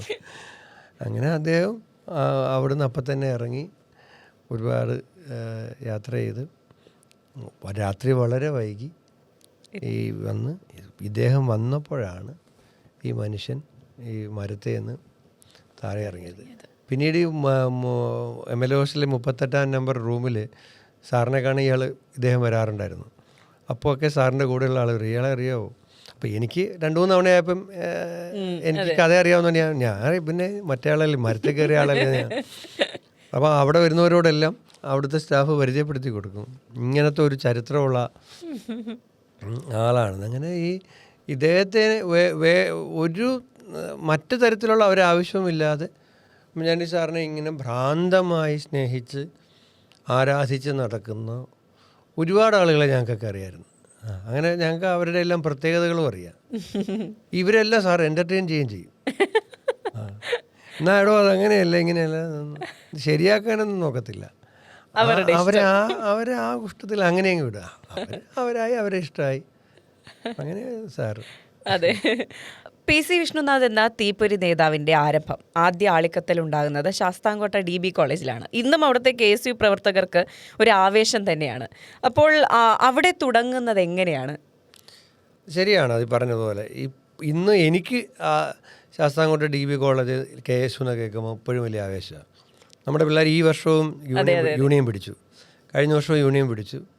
അപ്പോൾ അവർ നമ്മൾക്ക് ആ റിസൾട്ട് വരുമ്പോൾ ഇപ്പോൾ നമുക്കൊരു പാർലമെൻറ്റ് ഇലക്ഷൻ അല്ലെങ്കിൽ ഒരു അസംബ്ലി ഇലക്ഷൻ ജയിക്കുമ്പോൾ കിട്ടുന്ന സന്തോഷവും ആഹ്ലാദവും ഒക്കെ ഉണ്ട്. ഞാനവിടെ ചെല്ലുമ്പോൾ ശാസ്താംകോട്ട കോളേജ് ഭയങ്കര ഒരു SFI മുൻതൂക്കം ഉണ്ടായിരുന്നൊരു കോളേജായിരുന്നു. ഞങ്ങളൊക്കെ ചെല്ലുന്ന സമയത്ത് വളരെ പ്രയാസപ്പെട്ട് KSU പ്രവർത്തനം നടത്തിയതാണ്. ആദ്യത്തെ വർഷം ഞാൻ മത്സരിക്കുന്നത് 97-ലാണ് ആർട്സ് ക്ലബ് സെക്രട്ടറി ആയിട്ട്. അന്ന് 16 സീറ്റിൽ ഇലക്ഷൻ നടക്കുകയാണ്, ക്ലാസ് റെപ്സ് അടക്കം. 16 സീറ്റിൽ 15 സീറ്റിൽ SFI ജയിച്ചത്. ഞാൻ ഒരാളാണ് KSU ജയിച്ചത്. അന്ന് ഇലക്ഷന് നിർത്താനെങ്കിൽ സ്ഥാനാർത്ഥികളെ നിർത്താനെങ്കിലും കഴിയുമായിരുന്നു. അല്ല, അതൊക്കെ പറ്റുമായിരുന്നു, അതിനും പ്രയാസമൊന്നും ഉണ്ടായിരുന്നില്ല. പക്ഷേ SFI വളരെ സ്ട്രോങ് ആയത് കാരണം എല്ലാ സീറ്റിലും അവരാണ് ജയിക്കുന്നത്. അന്നും ഞാൻ ഒരാൾ ജയിച്ചു. നമുക്കൊരു എലക്ഷൻ ജയിക്കുന്ന ചില ഒരു നാക്ക് അന്നേയുണ്ട്, എന്തോ അങ്ങനെ ഉണ്ടായിരുന്നു. ഞാൻ ഈ ക്ലാസ് മുറിയിലൊക്കെ കയറി പാട്ടൊക്കെ പാടി കവിതയൊക്കെ ചൊല്ലി അങ്ങനെ തനി ഒരു പ്രസംഗം മാത്രമാക്കാതെ അങ്ങനെ ചില പ്രവർത്തനമൊക്കെ നടത്തി അതിനകത്ത്. അങ്ങനെ ഞാൻ ജയിച്ചു. പക്ഷേ ഞാൻ ആർട്സ് ക്ലബ് സെക്രട്ടറി ആയി കുറേ കാര്യങ്ങളങ്ങ് ചെയ്തു. ഞങ്ങളുടെ കോളേജാണ് കേരളത്തിലെ ആദ്യത്തെ നാടക കളരി ഉണ്ടാകുന്ന കോളേജാണ്. ഡി ശങ്കരപ്പിള്ള സാറ് കേരളത്തിലെ ആദ്യത്തെ നാടക കളരി സ്ഥാപിക്കുന്നത് ദേവസ്വം ബോർഡ് കോളേജിലാണ്. ഞാൻ പിന്നീട് ആർട്സ് ക്ലബ് സെക്രട്ടറി ആയപ്പോൾ നാടക കളരി വീണ്ടും അവിടെ തുടങ്ങി. നമ്മളെ മരിച്ചുപോയ പവിത്രവും ഉള്ളടക്കവും തച്ചോളി വർഗീസ് ശേഖറും ഒക്കെ എഴുതിയ ബാലേട്ടനുണ്ട്, പി ബാലേന്ദ്രൻ, ഞങ്ങളെ ശാസ്താംകോട്ടക്കാരനാണ്. ബാലേട്ടനെ കൊണ്ട് നാടകമൊക്കെ എഴുതിച്ചു. അഹമ്മദ് മുസ്ലിം എന്ന് പറഞ്ഞ സംവിധായകൻ, കരുനാഗപ്പള്ളിക്കാരൻ, സ്കൂൾ ഓഫ് ഡ്രാമയിലെ മുസ്ലിമിക്കയെ കൊണ്ട് നാടകം സംവിധാനം ചെയ്യിച്ചു. അങ്ങനെ നാടക കളരി ഒരുപാട് കാര്യങ്ങൾ, ആക്ടിവിറ്റീസ് ചെയ്തു. മുരളിയായിരുന്നു എൻ്റെ ആർട്സ് ക്ലബ്ബ് ഉദ്ഘാടനം ചെയ്തത്. മഞ്ജു വാര്യരെ കൊണ്ട് ചെയ്യിക്കാമെന്നായിരുന്നു ഞാൻ പറഞ്ഞിരുന്നത്. മഞ്ജു വാര്യരെ എനിക്ക് തിയേറ്ററിൽ കണ്ട പരിചയം ഉണ്ടായിരുന്നുള്ളൂ. അവസാനം കോളേജിൽ നിന്ന് ഇറങ്ങി. അപ്പം പിള്ളേരെ ആരെങ്കിലും കൊണ്ടുവരണം എന്നുള്ള പ്രതീക്ഷയിലാണ്. തിരുവനന്തപുരത്ത് വന്നിട്ട് പല സിനിമാ നടന്മാരെയും വീട്ടിൽ പോയിട്ടൊന്നും ആരെയും കിട്ടണില്ല. അങ്ങനെ അലഞ്ഞ് തിരിഞ്ഞ് എങ്ങനെ തിരിച്ച് കോളേജിൽ ചെല്ലും എന്നുള്ള ഒരു വിഷമത്തിൽ നിന്നപ്പം ജവഹർ നഗറിൽ നടൻ മുരളി താമസിക്കുന്നുണ്ട്. അപ്പോൾ അവിടെ പോയി അദ്ദേഹത്തെ കണ്ട്. ശാസ്താംകോട്ട കോളേജിൽ ആർട്സ് ക്ലബ് സെക്രട്ടറിയാന്ന് പറഞ്ഞപ്പോഴേ അദ്ദേഹം വിളിച്ച് വീട്ടിനകത്തിരുത്തി, ഭാര്യയെ വരുത്തി പരിചയപ്പെടുത്തി, ചായ ഇട്ട് തന്നു, കാര്യം പറഞ്ഞു. അദ്ദേഹം സമ്മതിച്ചു. മുരളി ഞാൻ വരാമെന്ന് പറഞ്ഞു. അപ്പോൾ ഞാൻ ചോദിച്ചു, സാർ കാറ് വേണ്ടേ? സാർ കാറൊന്നും വേണ്ട. അപ്പം അതിന് മുമ്പ് ചില സ്ഥലത്തൊക്കെ പോയപ്പം കാറ് വേണം, AC കാറ്, കോണ്ടസ കാറ് വേണമെന്നൊക്കെ പറഞ്ഞ് ഇങ്ങോട്ട് കണ്ടീഷൻ പറഞ്ഞ ചില നടന്മാരൊക്കെ ഉണ്ടായിരുന്നു. ഞാൻ പേരൊന്നും പറയുന്നില്ല. അപ്പോൾ ശാസ്താംകോട്ട കോളേജിൽ പാവപ്പെട്ട പിള്ളേർ പഠിക്കുന്ന കോളേജിലെ യൂണിയൻ ഫണ്ട് എന്നൊക്കെ പറഞ്ഞാൽ വളരെ കുറച്ചേ ഉള്ളൂ. സ്പോൺസർമാരെയൊന്നും കിട്ടത്തില്ല. ഗ്രാമത്തിലെ കോളേജ് ആ കാലം 97. എൻ്റെ വണ്ടിയിൽ ഞാൻ വന്നോളാന്ന് പറഞ്ഞു മുരളി. നിങ്ങളൊരു വണ്ടി അറേഞ്ച് ചെയ്യേണ്ടതെന്ന് പറഞ്ഞു. എൻ്റെ ഭാഗ്യം നിങ്ങൾ ആലോചിക്കണം. മുരളി വരുന്ന ദിവസത്തിൻ്റെ തലേ ദിവസം സംസ്ഥാന ചലച്ചിത്ര അവാർഡ് പ്രഖ്യാപിച്ചു. ലോഹിതദാസിൻ്റെ ആധാരം എന്ന സിനിമയിൽ അഭിനയിച്ചതിന് മുരളിക്ക് ഏറ്റവും നല്ല നടനുള്ള പുരസ്കാരം കിട്ടി. അടുത്ത ദിവസം പുള്ളി വരുന്ന ശാസ്താംകോട്ട കോളേജിലാണ്.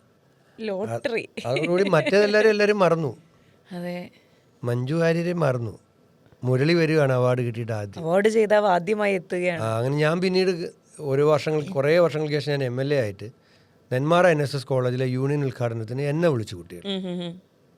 അപ്പോൾ ഞാൻ അവിടെ ചെന്നപ്പം ഞാൻ ഈ കാര്യം പ്രസംഗിച്ചു. ഇങ്ങനെ മഞ്ജു വാര്യരെ കൊണ്ടുവരാമെന്ന് പറഞ്ഞു. മഞ്ജു വാര്യരെ പറ്റാതെ മുരളി എന്ന് പറഞ്ഞ മഹാനടൻ വന്ന് അദ്ദേഹത്തിന് ഈ പറഞ്ഞ കഥയെല്ലാം ഞാൻ അവാർഡ് കിട്ടിയതൊക്കെ പറഞ്ഞു. ഞാൻ വന്നപ്പോൾ അവിടെ ഒരു ചലച്ചിത്ര സംവിധായകനുണ്ടായിരുന്നു ആ വേദിയിൽ, ആ പരിപാടിയിൽ വന്ന്. അപ്പോൾ ഞാൻ വന്നിരുന്നപ്പോഴത്തേക്ക് എൻ്റെ കയ്യിൽ ഫോൺ തന്നിട്ട് പറഞ്ഞു. ഞാൻ ചോദിച്ചു ആരാന്ന് പറഞ്ഞു. സംസാരിക്കാൻ പറഞ്ഞു. ഞാൻ അങ്ങോട്ട് ചോദിച്ചു ആരാന്ന്. അപ്പോൾ പറഞ്ഞു മഞ്ജു. അപ്പം ഈ കഥയെല്ലാം അങ്ങോട്ട് പറഞ്ഞു കൊടുത്തു. അപ്പം ഞാൻ പറഞ്ഞു എൻ്റെ കോളേജിലൊരു കടമുണ്ട്, മഞ്ജു വാര്യർ വരാത്തതിൻ്റെ എന്ന് പറഞ്ഞു.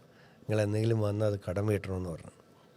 ഇതുവരെ ആ കടം വീട്ടിയിട്ടില്ല. ഞാൻ ഒരു ദിവസം മഞ്ജു വാര്യരെ ശാസ്താംകോട്ട ദേവസ്വം ബോർഡ് കോളേജിൽ കൊണ്ടുപോയി എത്തിക്കും. പിന്നെ ആ കടം ഞാൻ വീട്ടും. വർഷങ്ങൾ, പതിറ്റാണ്ടുകൾ. പിന്നെ 97 മുതലുള്ള കടമാണ്. കടം തീർക്കാനുണ്ട്. പിന്നെ മഞ്ജു വാര്യർ ഞാൻ MLA ആയിരുന്നപ്പോൾ എൻ്റെ കോൺസ്റ്റിറ്റ്യുവൻസിയിലൊക്കെ വന്നിട്ടുണ്ട്. എൻ്റെ ചില ടൂറിസം പ്രോജക്ട്സ് ഒക്കെ ഇനാഗുറേറ്റ് ചെയ്യാൻ വേണ്ടിയിട്ട്. ഞാൻ ചെങ്ങന്നൂർ MLA ആയിരുന്നപ്പോൾ വന്നിട്ടുണ്ട്. അപ്പോൾ ഞാൻ എൻ്റെ വീട്ടിൽ വന്ന സമയത്ത് ഞാൻ ഇതേ കഥ ഒന്നുകൂടെ ഓർമ്മപ്പെട്ടു. അപ്പം ഞാൻ പറഞ്ഞു എൻ്റെ ഒരു ശാസ്താംകോട്ട കോളേജിൽ ഒരു കടം മഞ്ജു വാര്യരെ കൊണ്ട് ചെല്ലാവുന്നുള്ള കടം കിടക്കാണ്, അത് വീട്ടണം. കോളേജിലെ കുട്ടികൾ ഇപ്പോഴും കാത്തിരിക്കുകയാണ്. അതുണ്ടാവും. പക്ഷെ അന്ന് മഞ്ജു വാര്യർ ഞാനിത് പറയുന്ന സമയത്ത് ആകെ സുന്ദർദാസിൻ്റെ സല്ലാപം എന്ന് പറഞ്ഞ ഒറ്റ സിനിമയിലേ അഭിനയിച്ചിട്ടുള്ളൂ. ഇന്ന് രജനീകാന്തിൻ്റെ കൂടെ അഭിനയിക്കുന്നു. ഇന്ത്യയിലെ പ്രധാനപ്പെട്ട നടിയാണ്. ഇപ്പം ഞാൻ പറഞ്ഞത്ര എളുപ്പമല്ല, പക്ഷെ എന്നാലും നമ്മൾ കൊണ്ടുവരും. അപ്പോൾ ഈ ക്ലാസ് മുറികളിൽ പാട്ടുപാടിയാണ് വിജയത്തിലേക്ക് അടുത്തത് എന്ന് പറഞ്ഞു. അപ്പോൾ ഇതുപോലെ കലാലയ രാഷ്ട്രീയത്തിലുണ്ടായിരുന്നപ്പോൾ ക്ലാസ് മുറിയിൽ പാടിയ ഒരു പാട്ട് പാടാനാകുമോ? അന്ന് പാടിയ പാട്ടാണ്. അന്ന് പാടിയ പാട്ട് വേണമെങ്കിൽ ഇപ്പം അന്ന് പഠിച്ച പിള്ളേർക്ക് ഓർമ്മ വരും ഇപ്പം ഇതിനകത്തൂടെ കേട്ടാ അല്ലേ? അതെ. അന്ന് ഈ കോളേജിൽ പാടിയ ഒരു പാട്ടുണ്ട്, അതാണെങ്കിൽ ഇപ്പം പാടാം. ചന്ദനത്തിൽ കടഞ്ഞെടുത്തൊരു സുന്ദരീ ശില്പം, മഞ്ഞു തുള്ളികൾ തഴുകിയൊഴുകും മധുരഹേമന്തം, ശിലയോ കാമശിലയോ നീയൊരു പ്രണയഗീതകമോ, ചന്ദനത്തിൽ കടഞ്ഞെടുത്തൊരു സുന്ദരീ ശില്പം. വരിയൊന്നും ഓർമ്മയില്ല കേട്ടോ, എന്നാലും ഞാൻ അതെ. അപ്പൊ കലാലയത്തിൽ കുറെ ആരാധികമാരൊക്കെ ഉണ്ടായിരുന്നിരിക്കണമല്ലോ. അവർക്കെല്ലാം നമ്മളെ ഇഷ്ടമായിരുന്നു. പിള്ളേരെല്ലാം നമ്മുടെ ഒരു ഫാമിലി പോലെ ആയിരുന്നു എല്ലാവരും. അതെ. അതെ, ഞാൻ പെട്ടെന്ന് ഈ പാട്ട് ഞാൻ ആലോചിക്കായിരുന്നു. ഞാൻ ക്ലാസ്സിൽ അന്ന് പാടിയ പാട്ട് ഇതിനകത്തൂടെ നമ്മുടെ കോളേജിൽ പഠിച്ച കുട്ടികൾ ആരെങ്കിലും ഉണ്ടെങ്കിൽ അവർക്കത് ഓർമ്മ വരുമല്ലോ. 30 വർഷത്തോളം അതുകൊണ്ടാണ് ഞാൻ ആ പാട്ട്. അതെ. അപ്പോൾ ചെറുപ്പത്തിലെ എങ്ങനെയാണ് കോൺഗ്രസ് രാഷ്ട്രീയത്തിലേക്കുള്ള വരവ്? സ്കൂളിൽ പഠിക്കുമായിരുന്നു. ഞാൻ വെണ്ടാറ്റ് സ്കൂളിലാണ് പഠിച്ചത്. ഇവിടെ സ്കൂൾ രാഷ്ട്രീയം അന്ന് സജീവമായിരുന്നു. അങ്ങനെ KSUവിൽ വെണ്ടാർ ശ്രീവിദ്യാധിരാജ സ്കൂളിലാണ് ആദ്യത്തെ KSU കാരനായിട്ട് വരുന്നത്. പിന്നീട് ശാസ്താംകോട്ട കോളേജിൽ വന്നു. ഞാൻ ആക്ച്വലി ആദ്യത്തെ തവണ മത്സരിച്ച് തോറ്റുപോയി ക്ലാസ് റെപ്രസെൻറ്റേറ്റീവായിട്ട്, ഫസ്റ്റ് പ്രീ ഡിഗ്രി. എന്നെ തോൽപ്പിച്ചത് തെങ്ങമത്തുള്ള അഭിലാഷ. അതും മറക്കാത്തതിൻ്റെ കാര്യം ഞാൻ പറയാം. അപ്പോൾ എന്നെ തോൽപ്പിച്ചിട്ട് ഞാൻ പിന്നീട് കോളേജിൽ നിന്നൊക്കെ ഡിഗ്രിക്കായി. ഹൗസ് ക്ലബ് സെക്രട്ടറിയായിട്ട് പിന്നെ ഞാൻ ജയിച്ചു. 98 ഞാൻ യൂണിവേഴ്സിറ്റി യൂണിയൻ കൗൺസിലറായിട്ട് ജയിച്ചു. പിന്നെ ഞാൻ ലോ കോളേജിൽ പോയി. ലോ കോളേജിലെ മാഗസിൻ എഡിറ്ററായിട്ട് ജയിച്ചു തിരുവനന്തപുരത്ത്. University senate മെമ്പറായി. KSU സംസ്ഥാന പ്രസിഡൻ്റായി. അങ്ങനെ ഇരിക്കുമ്പോഴാണ് എനിക്ക് 2006 KSU പ്രസിഡൻ്റായിട്ടിരിക്കുമ്പോഴാണ് മത്സരിക്കാൻ ചാൻസ് കിട്ടുന്നത്. പാർട്ടി എനിക്ക് ചെങ്ങന്നൂർ സീറ്റ് തരികയാണ്. ഞാൻ ചെങ്ങന്നൂർ RDO ഓഫീസിൽ നോമിനേഷൻ കൊടുക്കാൻ വേണ്ടി നിൽക്കുമ്പോൾ നിൽക്കുന്നു ഇവൻ, അത് എന്നെ തോൽപ്പിച്ചവൻ. എന്നെ ആദ്യമായിട്ട് തോൽപ്പിച്ച അഭിലാഷ് എന്നെ ആശംസിക്കാനോ അനുഗ്രഹിക്കാനോ ആയിട്ട് അവിടെ നിൽക്കുകയാണ്. ഇപ്പോഴും ഉണ്ട് അഭിലാഷ്, ഇടയ്ക്കൊക്കെ വിളിക്കാറുണ്ട്, എൻ്റെ വീട്ടിൽ വരാറുണ്ട്. ഇപ്പം സർക്കാർ ഉദ്യോഗസ്ഥനാണ്. വീട്ടുകാരായിട്ടല്ല, എൻ്റെ വീട്ടിൽ എൻ്റെ അച്ഛനും അമ്മയൊക്കെ ആയിട്ടെല്ലാം നല്ല ബന്ധമാണ് അഭിലാഷിനും. ഞാൻ പറഞ്ഞത് ആ കോളേജിൽ നിന്ന് പോയിട്ട് പിന്നെ എനിക്ക് അവനുമായിട്ട് ഒരു കോണ്ടാക്റ്റ് ഒന്നും ഉണ്ടായിരുന്നില്ല. അതിനുശേഷം പിന്നെ 2006 മുതൽ പിന്നെ ഞങ്ങൾ നിരന്തരം കാണുകയും പറയുകയൊക്കെ ചെയ്യുമായിരുന്നു. പക്ഷേ എന്നെ 93 തോൽപ്പിച്ചവൻ പിന്നെ 2006 എന്നെ അനുഗ്രഹിക്കാനാണ് കാലം അവിടെ കൊണ്ടു നിർത്തുന്നത്. അതെ, അങ്ങനെ ചില ബന്ധങ്ങൾ എനിക്കുണ്ടായിരുന്നു. അതിപ്പോഴും ഉണ്ട്. രാഷ്ട്രീയത്തിൽ നമുക്ക് നമ്മുടെ നിലപാടുകൾ, നമ്മുടെ രാഷ്ട്രീയത്തിൻ്റെതായിട്ടുള്ള നമ്മുടെ അഭിപ്രായങ്ങൾ, നിയമസഭയിലാണെങ്കിൽ ഞാൻ എൻ്റെ ഇതുവരെ നിയമസഭാ പ്രസംഗത്തിൽ നിന്നും ഒരാളെ അധിക്ഷേപിച്ചു എന്ന് പറഞ്ഞിട്ട് ഒരു വാക്ക് സ്പീക്കർ നീക്കം ചെയ്തിട്ടില്ല. പറയാനുള്ളത് പറയും, ശക്തമായിട്ട് പറയും. പക്ഷെ വ്യക്തി അധിക്ഷേപം നടത്തിയിട്ടില്ല ഇതുവരെ. അപ്പോൾ അതുകൊണ്ട് രാഷ്ട്രീയത്തിലാണെങ്കിലും നമ്മുടെ എതിരാളികൾക്ക് നമ്മളോട് അങ്ങനെ വിരോധമൊന്നുമില്ല.